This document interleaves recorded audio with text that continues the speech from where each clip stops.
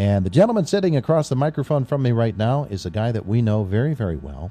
He's Ab Dettorre, who wears so many hats, you need 2 or 3 more heads. Good morning.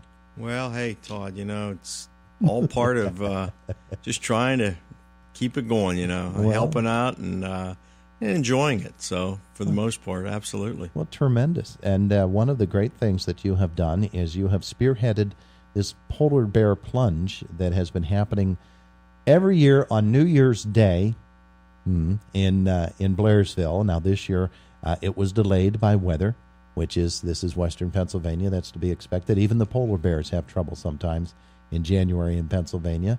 But you finally got the event this year, and Josh Widdowson was a part of it, but you had so many people who turned out for it. Just spend, if you could, a few minutes talking about the Polar Bear Plunge this year and what the experience was like for you and for everybody else. Well, as you mentioned, it had to be postponed for safety reasons because of the level of the water, ice, and so forth. But, with a lot of cooperation and some really big-hearted individuals who hung in there and stayed with it, we were able to raise a significant amount of money. And although I think we lost some people because of the layover and so forth, the wait in between, and I think all in all, though, it was successful, and it speaks well of all those people who are willing to make that sacrifice. And it is a little bit of a sacrifice. There's no doubt about it, to get in that water. It's very, very cold. On the fortunate side, what we like to do is have this as a benefit for some family or someone in our local area in need. And fortunately, we didn't have that occurrence this year. Mm-hmm. And through some conversation with Mark Burdig, we decided to pair up with Renda and the Teddy Bear Fund Drive, and it was very successful. So we're still able to raise some money and put it to a very good cause. We had a lot of help with this. I had hoped to have Brock Harsh, our recreation director from Blairsville, here today. He's tied up with some meetings with DCNR and so forth, so he was not able to make it. But he had a lot to do with this, organization-wise, getting the place ready.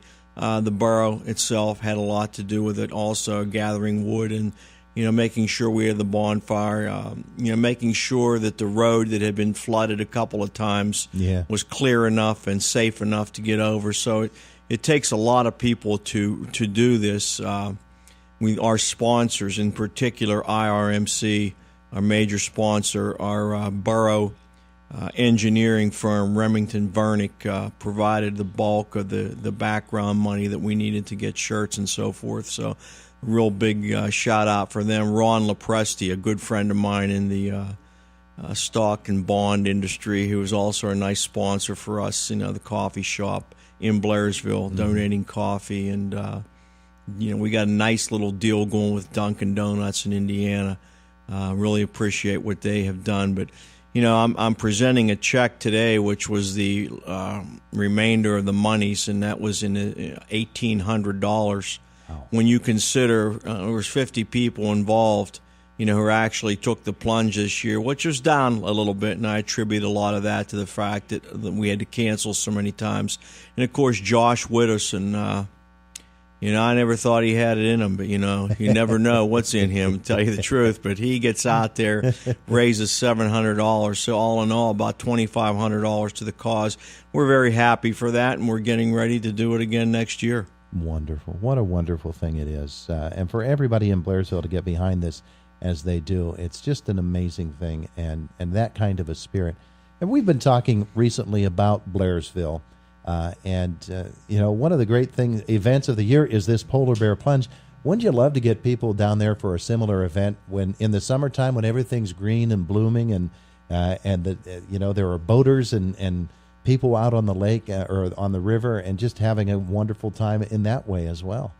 Well, I don't know if it would draw the same clientele, but certainly you have to have a specific demeanor about yourself to do this. But there are many things that go on with the Knotweed Festival. Mm-hmm. We have with the Western Pennsylvania Conservancy, a canoe ride down the Conemaugh, and it's a picnic in Blairsville. So there are a lot of things surrounding the river.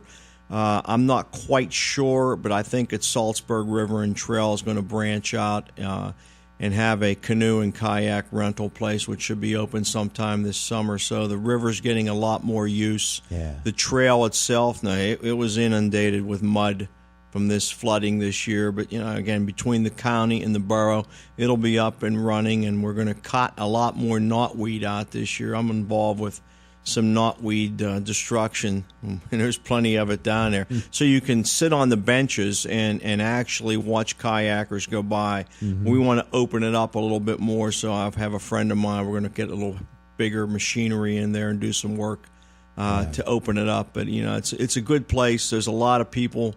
They're going to be renovating the bandstand this year. They raised a lot of money to do that and make it a long-term bandstand, not one that needs work every couple of years. It's going to be a little more substantial.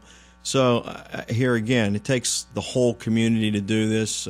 It's easy to sit back and criticize, but there's people out there doing a lot of work and in a very positive way. Yeah, we have tickets, in fact, to give away. The Historic Homes Tour is coming up here in a couple of weeks. Absolutely. We'll be giving away some tickets to that, and folks can still buy tickets for that event as well. Those are limited, a number of tickets available for that, and it's described the way Dave Janicek came in and described it. It's going to be fantastic. This particular event, though, I know has been more than just close to your heart. It's been a part of your heart for this event to be pulled off the way that it has been, and you're right. When you dedicate to a specific cause. In this case, it was the Teddy Bear Fund Drive. In other years, it has been for specific people and specific families. Baby Shane, we think of Baby Shane a couple of years ago, Shane Iverson family. It really does speak to what the people of Blairsville are all about. Well, I think you're absolutely right, Todd. A lot of good people, but, it's not just Blairsville. There's so much today that goes on in the world, and it's not always a positive thing, but I think a lot of these small communities up and down Route 119 through Indiana County have the same kind of people. It's a very giving community. It's a very giving county when you come right down to it. I think all in all, it's the nature of people. There's many more good people out there doing good things than there are bad, but we tend to hear about the bad before the good. But I'm proud of what we've done. I want to do it again this year with the Teddy Bear Fund Drive. Barring nothing local, and hopefully there is nothing that requires us to change that direction, because that's always a sad case. Sure, it's never really a good thing. But I like what happened. We probably wouldn't have been as successful without Renda's broadcast background and help with us, especially with all the delays. So we're very appreciative of that. I think all in all, it's going to be a good thing. It's going to be a future thing, and we're going to try to make things a little bit better and get a little better as the years go by, and hopefully this perpetuates itself. It is a wonderful thing. I'm going to hand this check to Mark Burdick for $1,800. That is just a tremendous thing. All right, so let's stop talking about that. Let's talk about really important stuff. The basketball season has just ended, and we had two really, really good Indiana County high school basketball teams make the Final Four, including Blairsville Bobcats and Penns Manor Comets. You were running up and down the floors this year in your striped shirt and blowing the whistle. Wasn't that a fantastic basketball season all around? Well, I think it is. It speaks well for the coaches in both schools.